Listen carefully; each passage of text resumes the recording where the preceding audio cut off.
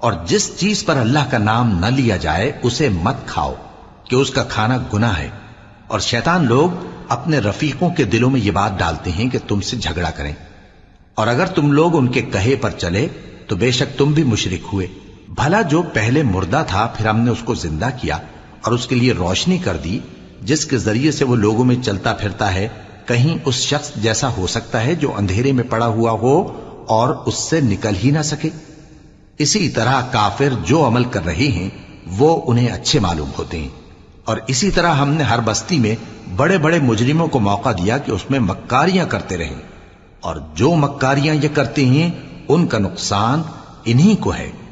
اور اس سے بے خبر ہیں۔ اور جب ان کے پاس کوئی آیت آتی ہے تو کہتے ہیں کہ جس طرح کی رسالت اللہ کے پیغمبروں کو ملی ہے جب تک اسی طرح کی رسالت ہم کو نہ ملے ہم ہرگز ایمان نہیں لائیں گے۔ اس کو اللہ ہی خوب